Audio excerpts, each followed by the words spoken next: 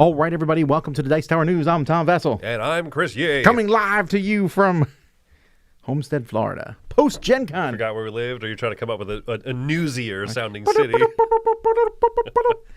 Anyway, yes. Normally we do Board Game Smorgasbord. We have all our news in that. But just due to, Gen Con and a million other things, it's just the news today, folks. But there is a decent amount of news here for you.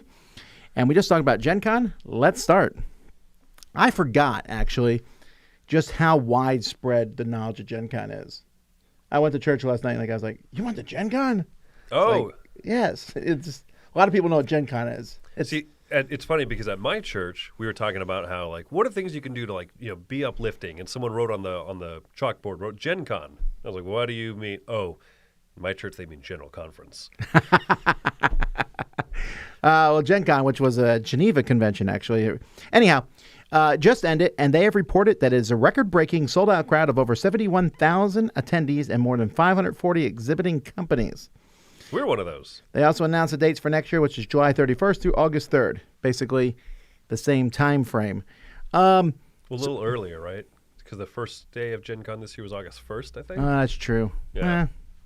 Means it's closer to Dice Tower East. Woo! Anywho, 71,000 people is correct. I know this because I was there and I saw them all. I mean, before you walked in, the day before, they had the all days sold out signs up. And so you knew it was going to be a pretty crowded weekend. Now, they say this is the first time it's sold out before the con. It is sold out in 2019, I think, the 50th anniversary. That was 2018 or 2019. The 50th anniversary, it sold out, but I believe it was after it started. Yeah, that was different this time around for sure. Yeah, they had big signs saying sold out. All the days were sold out, too, which is not always necessarily the case. Definitely there was a slightly less people on Sunday, as always. And even, I thought, Saturday was a little bit lighter than Thursday, Friday. Thursday, at least in the exhibit hall, was packed. Did it always used to be that way, or is that more of a recent trend? It used to be Thursday, Friday, Saturday, Sunday. Because I thought that even Saturday wasn't as busy or as packed feeling as Thursday. Thursday was Thursday was slammed. Everybody was running for the hot new games. I've heard tell that one of the Gen Con people said in an interview somewhere that they always add a few more seats each time so that they can say record breaking every year. Oh. We need to remember this. Dice Tower record breaking. All right. Every 36-hour marathon will go 1 minute longer. That's not too bad. After 50 years, we're still pretty good. Yeah, we're still not even breaking another hour. Okay, so me and Chris like stats. So at Gen Con, on the second floor of the Hyatt Regency, BGG runs the Hot Games room. So these are the stats from this room. People can go in there and play all day long. These are pretty high number stats, actually, but realize there was about maybe 150 games there.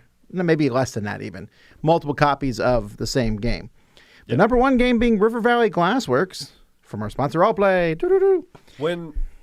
I'll just say, when Joe said, I think this game is going to make a big splash, I thought, that's cool. I hope it does. It's shaping up pretty well, actually. It is. You can see the whole list here on the screen. Let's go to Japan. Landmarks. Landmarks is a party game. I'm curious. I think I'm the only person here who's played it so far. No, I've played it. Oh. Yeah, we'll be doing a review on that soon. Yeah. Arcs, of course, very popular. The Gang. Biomos. I have not played Biomos. Charcuterie. AI Space Puzzle. Biomes. Yeah, you're right. Okay. That makes a whole lot more sense. Biomos. No Mahalo. Things and Rings. Panda Royale. Comic Hunters. Harvest. Slay the Spire. Hi-Fi. Spectacular Captain Flip. Intarsia, Cascadia Rolling Rivers, and Dungeon Cart. And if you're wondering what games were hot at Gen Con, that's the list. It really is. That's pretty good representation. It's pretty good. Yeah. It's pretty close. All righty, let's jump from Gen Con to Essen Spiel. That's opening at the beginning of October to hundreds of thousands of game fans, which is a slight exaggeration, but they're going to keep doing this, and I'm going to keep calling them out on it. They're counting turnstiles. So the chance is that it is also 71,000 people. So when you say turnstiles, it's every time that... If you go for 4 days, that counts for 4. That's wild. Yeah. I mean, most people won't be there all 4. Or many, many people won't be there all 4. True. So it's not, you can't divide, they say there's over 200,000. I can't, which means it's just shy of 200,000. You can't divide that by 4 and say it's only 50. But it's not also, Yeah, it's hard to tell. There's no clean stat. There's no clean comparison, unfortunately. There really isn't. And I think both conventions like it that way. They can both claim to be the biggest. That's fair. Anyway, this one, for the first time in my lifetime, Essen has sold out to exhibitors. It is completely full. Now, it was pretty much almost full last year. You can see here in the picture map all the different halls. Last year, they shuffled the halls. I'm like literally shuffled them. They took all these different companies and put them in different places. And they're going to keep that this year. In fact, if you want to come see the Dice Tower, we're still in Hall 3. In almost the exact same spot we were last year. But they filled up the one hall. You'll see that there's 2 empty halls in this picture here still, but that's because one of them is used for lines. And what was the other one used? The other one's used for something. Maybe holding people. Holding people when they come in case it's raining or cold or whatever. Oh, okay. So they're intentionally not selling out that space. But yeah, and they gave themes to each of the different halls. So like Hall 3 is like strategy games and us. Yes. It's a good hall to be in. Yeah, there's family games, strategy games. The blue ones are family games. The red and pink stripes, I think, are strategy games. There's also miniatures and things like that. And then there's like board game publishers, which is pretty funny, actually. Last year, I thought it was really interesting. If you went into not publishers, but the manufacturers hall. Oh, yeah. If you need to breathe, that is where you go. Right. I mean, no knock on like Panda's manufacturing booth or like a lot of those different ones around the world, but the average attendee, the average goer is like, I want to go buy strategy games. I want to go buy family games. I want to go buy kids games. Right. Hey, look, I can manufacture my own board game. Let me go back in that hall over there. Yeah. Oh, actually, here I have the hall. Hall 1 is miniature games, trading card games, role-playing games. Hall 2, RPGs, connoisseur games, and expert games. Hall 3, connoisseur games and expert games. So Hall 2 and 3 are similar. Yeah. Hall 4, expert games and family games. Hall 5 and 6 are the family games, ranging from children's to party to light connoisseur games.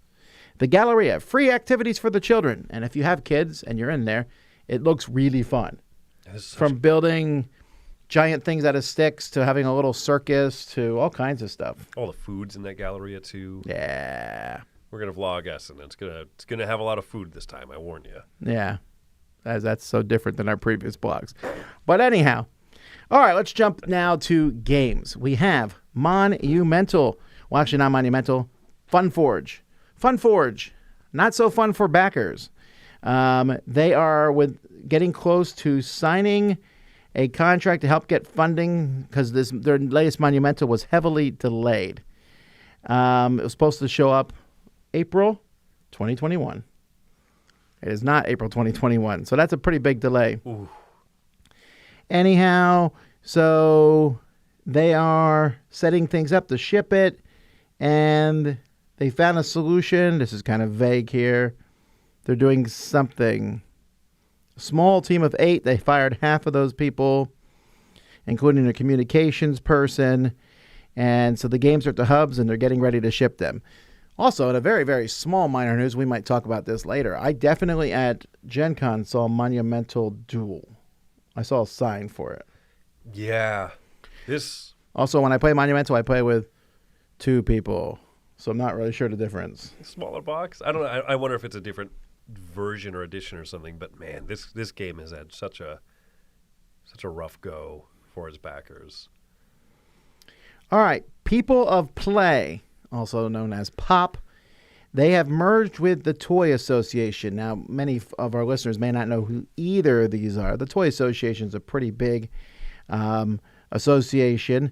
The People of Play founder is Mary Cousin, and she's joining the senior leadership of the Toy Association.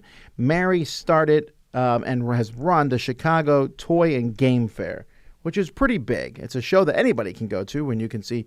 It's kind of like almost like an Essen in America, but on a much smaller level. They also do the Toy and Game Innovation Excellence Awards, the Taggies, the Bloom Report, and so now they're these two organizations are together. So who knows what that will bring? Maybe we'll see those conventions get bigger. That'd be cool. All right. I did not know this was coming. I stopped by Looney Labs when I was at Gen Con. Stopped by and they showed me some new fortune-telling thing they have. This whole big convoluted way to see your fortune. My fortune said, they had me ask a question, and I said, I'm going to say now most tonight, will I regret how much food I have eaten? And it said yes. It was correct. Now, I didn't really regret it, though. It's hard to regret it. I didn't regret it. Not even a little, actually. I know one person who did. But other than that, we were good. Well, we all learn. Anyway, so the Looney Labs is best known for Flux, and now they have a new 100-acre wood. Why? Because this is a free intellectual property now. No red shirt on that, Pooh Bear. I do like that Pooh better. I've always been a big fan of the classic Pooh look. The one that looks more like a teddy bear. Yeah. Alrighty. Epilog is a new game from Emma Larkin. Actually, it's not a new game. It's kind of a redone version of a game called And Then We Died, which sounds positive. Uh-huh. There's a deck of tarot cards with words on them, and you start a card, and you are overlapping cards with other things on a table, telling a story with the words you're creating. I don't know. It says it's not as death-centric as the original game. You know, Epilog could be death-centric. if you're going to do a second edition, why not make it less death-centric? Yeah. That's a selling point. All right, so Darrington Press, I saw their booth there, and I don't know that I stopped by it, actually. Anyway, Darrington Press is releasing a standalone game to Queens of Midnight called Quarter Past. This is really surprising because I was not under the assumption that Queens by Midnight did that well. Yeah. It might have had bigger... It did not do very well in the board game world. It might have had a bigger push in the role-playing world. Because Darrington Press is Critical Role. Right, it's Critical Role. This was a take-that deck-building game, which is not going to appeal to a lot of people who play strategy games. I played it and thought it was okay. The production's really cool. It looks gorgeous. So this one, though, is 2 to 4 players. The original game, I know, went to 6. So this is probably a smaller, maybe more palatable version for people to buy. Pathfinder Dice Conquest is coming from WizKids.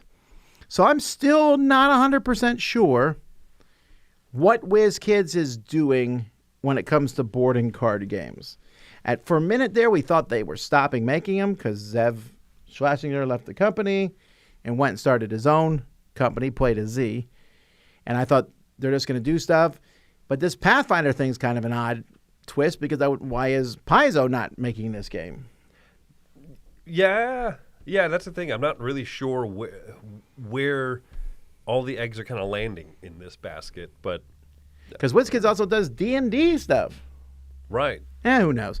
Anyway, this is a cooperative dice and card game, and you're going to fight against a gauntlet of Pathfinder monsters armed with a set of 7 polyhedral dice, like every role-playing game. You get bonuses. You know what? This might be a streamlined version of the Pathfinder card game. I don't know. That's what it sounds like. I don't know. Is it all one kind of just self-contained box? Is that what it's sounding like? 7 dice you have to share. 23 creature cards, 3 boss cards, 6 hero cards, 8 spell cards, some player aids, tokens. That's about it. Not much. Pretty small, yeah. 30 minutes, $20. It's got to be really small. Yeah. Yeah. Alrighty. The Lords of the Ring. I'm sorry. There's all not Lords, just Lord. The Lord of the Rings, Duel of Middle-earth from Antoine Baza, Bruno Catala, and Repos was shown at Gen Con. I hear this is more than a reskin. From what I understand, there's no longer victory points in it. There's only win conditions. A few people have gotten a peek at this. I haven't really personally tried it out or anything. But yeah, there's different win conditions, armies on the board. There's that track it's kind of an overlapping slider type of a thing that you see going on. So the Nazgul are trying to catch up to Frodo. And then, they're trying to win by armies or win by science. I don't remember. Is it the... Science! I have the abacus! Alrighty. Yeah, it looks good, though. I'm interested in this. It looks gorgeous, yeah. At the Ghost Galaxy booth, even though I went there many, many times, I apparently missed the gigantic sign they had for Lord of the Rings: The Confrontation. Yeah, that was the front of the booth. I walked right by and was like, wait a second, what was that? I kept going in the booth, and I saw Keyforge and component upgrades. I didn't see this. So basically, Christian Peterson is just buying everything that was Fantasy Flight. This was originally a Cosmos Fantasy Flight production. Lord of the Rings: The Confrontation. They said this will be a very special edition, the ultimate edition, in fact. Ted Alspach is not involved with this, so this could actually be the ultimate edition. But it's also going, it's already live. It's a crowdfunding page already live on GameFound. Oh, is it? Well, okay, we'll talk more about it in the crowd surfing. Oh, I didn't realize that. Yeah, but that's a gorgeous tease that they had there. That big front booth looked great. I'm interested. Repo's production has a new game coming in at Essen called Fairy Ring. It is from Lawrence Grenier and Fabian Tanguy. Get a hand of cards, pick one to play, resolve them in order. Looks interesting. That's about the information you get. Yeah, I like what Repos does. Oh my gosh. But the fact that it's Repos means that someone at Essen is going to be prancing around dressed up as a fairy, right? That's like my favorite thing that they do. It depends if that's their main game or not. Okay, that's fair. Inori is from Mateo Albert, Theo Riviera, and Space Cowboys, a worker placement game. I want to say this has something to do with another game, and I'm not sure what game, but I might be wrong. Anyway, if you're trying to fill different spots on the card, and then you'll replace that card, you collectively decide what's being put into play each round, which will affect what you can do with what you collect. I tend to like games from these guys, and Space Cowboys is another company I'm interested in. I'm not sold on that cover, or the name doesn't really make any sense. What is it again? Tiori? No, Inori. Inori? Inori? Yeah, the game looks cool. The cards look great. Yeah, could be a in-process cover or something. But no, I like it's like Terravere. I like those designers a lot. Oh, Lord of the Rings is not live on GameFound, just a campaign page, a preview page. Oh, okay, go follow it kind of a thing. Tree Society is a new game from Matthew Dunstan and Brett Gilbert and Next Move Games. Not 4 letters. In fact, there's, I guess, Tree. They're like, Tree. Our Tree Society. Anyway, you're playing coins. Wasn't this the one that Z said sounded like another game that they've done before? I might be wrong. There's lots of buildings. You're building buildings with coins and things like that. Okay. Looks like a nice small game. We can see it in the same picture there as the Harmonies. Harmonies is about this big. So this Tree Society looks taller but thinner. Okay. Yeah, once again, that's a good pair of designers there. Don't know too much about this one yet. Here we have Tower Up. Tower Up is a new game. There you can see the board game Geek Folk. Tower Up was stealth released at Gen Con 24. This is a game that was released there from Flat River Games, but the publisher of this, you would not guess if you didn't know. It is Monolith. Yeah. There's no way I would have guessed that. Yeah, I mean, I know they make plastic, but it's usually like Batman and Conan, not towers. This is easily, maybe, to me, I would compare it to Ticket to Ride / Manhattan. I think this one is going to get some buzz. It's a very nice-paced, easy-to-play game with some nice strategy and interaction. So it was stealth released as in it was just available there for sale? It was sale, just there and they didn't announce it at all. No preamble. Yep. I wonder if that worked for them to kind of get some excitement. I wish more companies would do that. It's always exciting. Yeah. House of the Dragon, Dark Dealings. This is from Prospero Hall and Funko Games, which doesn't exist anymore, so it's actually coming out from Goliath Games. So this was released at Gen Con. Did not know this, did not see it. Stealth release. I don't think it was a stealth release. I just think we missed this one. I don't know if there's been enough buzz from Goliath about like because with the acquisition, there's going to be those projects that were in the pipeline, and I just don't know that there's any build up at all for those things that are just kind of like the last to It's a hard sell, man. House of the Dragon is a show about intrigue and, well, also dragons. And then you're like, buy this card game. Okay, who's it for? It ain't for House of the Dragon fans. No. You know what I mean? I don't know We'll see. Maybe it's fantastic. Is it as popular as Game of Thrones was, or it's not? Right? No.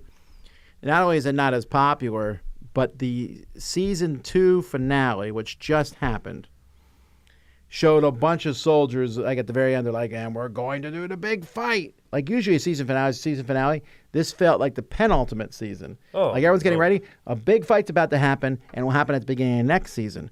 When is next season? 2 years. Whew.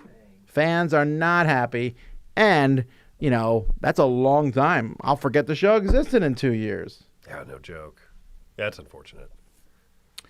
All right, La Vuelta al Mundo and 80 Sorry. and 80 días. La Vuelta del Mundo, 80 días. That's what it is. Yeah. I'm sorry. It's not. I don't know why I said that with a very Italian kind of accent. Yeah, you really did. Yeah, I'm sorry. The Argentine came out of me. Thank you, Andrew, for the super chat. He said, tower up a ninja release, though not as ninja as Chris in his dapper green skiing outfit, all stealthy and invisible. I have no idea what you're talking about. There's no evidence. Anyway, this is Around the World in 80 Days. Okay, so from Jules Verne, which is one of my favorite stories and has been made into a board game before, but not for a while, actually. This is coming from Looping Games and coming in Q3. You're planning your trip around the world because there's nothing else you're going to do in a game called 80 Days Around the World. Right. Build up your tech tree. No, I mean, so this is a new game, though, because there have already been 2 distinct ones I can think of, right? The last 2 I played, there was 80 Days Around the World, which was a remake of Hare and Tortoise. Okay. And then there was one from Mayfair Games back in the day. Was it Mayfair? That was just a race around the world. It was the first game that introduced the idea of the time track that I remember. Where whoever's farthest back goes forward, and I've always remembered that. It's cool. But this game has nothing to do with that, I think. That's cool. I see Eli Pujada's name on there. And yeah, Looping Games, they tend to do a lot with those smaller boxes. All right, Alte. This is Dawn of Civilization. If you like Civilization-type games, there are now 3 big ones. This one, the one that we just got, that was we didn't realize was coming, the one that's like from the Beyond the Sun designer. Oh, Beyond the Horizon? Beyond the Horizon. It says Civ Game on the back. And then we got Feld's. Oh, Civolution. Civolution, yeah. Is there another one? No, I was thinking of an old one. Anyway, it's a deck-building Civilization game. It's designed by Ole Steinus and Palomori. Those are 2 designers that are just, like their last several designs have been crushing it for me. This is very interesting. I'm very much looking forward to this. Ares Games, interestingly, right? Yep. Ares is the publisher on this one. A lot of green on that box. I like it. This looks and sounds right up my alley. I'm so excited about this one. It's supposed to be pretty quick, too. An announcement I was not expecting, and they didn't really make an announcement. They just had it and pictures of banners at the booth from Upper Deck, is Marvel Legendary is getting a 2nd edition. Hope you're not that excited about it because it's coming out next year. But from me talking to the Upper Deck folks, this is what I have gathered. It is going to be a new core set, a refresh of the core set. It is going to be backwards compatible. They're more of a refreshing of rules. Think of it as a 1.2 or 3. Okay. Then a new reworking. There's at least 50 cards of new content. They said if you played their latest set, which is called What If, that the rules in What If change some things, and that will be the rules for this one. Oh. New character, Miles Morales. A Dr. Doom playmat's going to be in it. Schemes have been updated and include unique art. Finally, are you kidding me? This is one of the stupidest things about this game. All right? I like Marvel Legendary. It's great. Sure. You play Spider-Man, or you have these different characters. Spider-Man has Spider-Man art on him. Hulk has Hulk art on it. Then they have these scheme cards. Have you played the game? I've played... I might be preaching to the choir. No, I've played Alien or Predator. I haven't played Marvel, actually. Well, they have these scheme cards, and these scheme cards are like the rules for the game, and it will be something from Marvel, like the Civil War or Age of Apocalypse, and it shows the same 3 bad guys on every single one of these 200 cards. It's insanity. That's amazing. You have enough money, Upper Deck, to put up giant booths at Gen Con, and you can't pay the artist to draw a different picture. Why am I getting so off on this? I don't know. It's bothered me for years. It's bothered me, this stupid thing, because they do all this other artwork, and then every scheme card looks the same, which makes it even useless when you're looking for a specific one. Oh, my gosh, yeah. Oh, I hate it. Well, so that's going to be adjusted in here, huh? Yeah, well, if you play the Legendary, the original box of Legendary, the Heroes art was all the same on all the cards, too. I was like, are you kidding me? You guys couldn't do different art on the different cards? They changed that starting from the first expansion. But they kept putting the same picture on all those scheme cards. I'm still mad about that, except for the one set, the villain one, because they were different. I guess I'll jump in I'll try second edition. I've never tried it before, but all right. Anyway, the art looks better too. The whole thing just looks like a better product. All right, Star Trek Lower Decks card game is announced. This cartoon, which is basically a Futurama Star Trek. Have you seen it? No, I haven't, but I know it's been getting good reception. Yeah, but it really is Futurama Star Trek. There's no other way around it. They're like, but there's all these nods of Star Trek. Sure. But also, that's what it is. It's like silly and zany and goofy. So they have a game here called Buffer Time. This is coming from, who is this coming from? Modifius. Yeah, I don't know a lot more about that. That's an unusual suspect, I feel like, right? Like I was expecting either like a WizKid, like a WizKids thing, or like a Cryptozoic, honestly, or something. You know what I mean? Something that has like that kind of... Yeah, if I remember correctly, that one main character, the top, she's always trying to get out of work. The other guy loves working menial tasks, something like that. Okay. This next game coming up is called, where's the name of it? Asara. This is a Kramer and Kiesling game that came out, I think, was it Queen Games? I don't remember who brought this one out. It's back in 2010, I think, is when the game came out. And it's ranked like 1,300 on Board Game Geek, so not nothing, but also didn't get a huge amount of buzz. So then Hasbro's like, let's redo this and futurize it. And also use all the blue. There's no purple ink left in the world. Yeah, well, they use blue and red, that's for sure. Yeah, they use a lot of purple on this board. But here's the thing. They're using GameFound to do this. Not HasLab, but GameFound. Really? So that's interesting that Hasbro and GameFound have this kind of collaboration going on here. I mean, to be fair, Hasbro uses HasLab in the sense that like a toddler uses a dump truck. They don't know what they're doing. Is that the HasLab Pulse thing? Yes. Yeah. Pulse just I get mad every time I think about the way they ruined that HeroScape campaign. But at least we got HeroScape. We're playing HeroScape live tomorrow, folks. But not from Hasbro. Anyway. All right. Just a couple big pieces of news left. First, Direwolf last year made a whole ton of announcements. This year they made just one announcement, and that is an expansion for Dune Imperium called Bloodlines. Happily, before you ask the question, it's going to work for Dune Imperium and Dune Imperium Uprising. So it works for both of them. New leaders, contracts, and cards. In fact, one of the new leaders is not... Who did Aquaman play in Dune? Duncan Idaho. Duncan Idaho, thank you. I don't know why the name was... I kept thinking Gurney. I'm like, not Patrick Stewart. And I'm definitely mixing all my references here. Captain Picard. Captain Picard. Captain Picard and Aquaman get into a fight. Well, they're actually from two different movies, too. Picard was from the 80s movie. But he was Gurney. The new Gurney is Thanos. Anyway. Someone out there who's like a movie buff is just dying. It's Duncan Idaho is one of my favorite characters in Dune. So that the fact that he's a leader now is exciting. That is really exciting. Yeah. There's also several other leaders, and then there's more tactiles and blah, blah, blah. New ways it's more to use stuff. Spice. Yeah, I mean, it sounds like a good expansion, and I know someone in this room who's very excited about it. And then finally, the Dice Tower Awards were announced. Here you see a picture of all the winners, which apparently is a spoiler. But Game of the Year went to Earth and Inside Up publishers, Maxime Tardif, the designer, and then many other awards were given out. 13 different awards, plus 2 Hall of Fames. We're very excited to give out Hall of Fame to Lords of Waterdeep and Love Letter.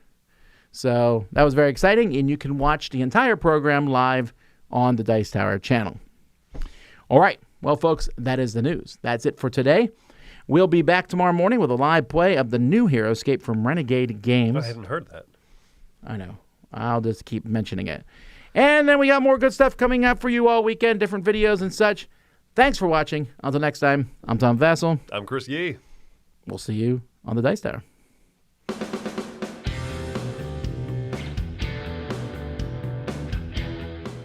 Hey everybody, thanks for watching another video from the Dice Tower. Hey, you want to learn more about us, communicate with us? We have a Facebook group, we have a Discord channel, lots of different ways to get involved with the Dice Tower. You can find that in our Linktree link below. So just click that, it will take you and you can communicate with us on Facebook, join our Facebook groups. There's lots of cool things that you can find and become part of the Dice Tower. Thanks so much for watching. I'm Tom Vasel.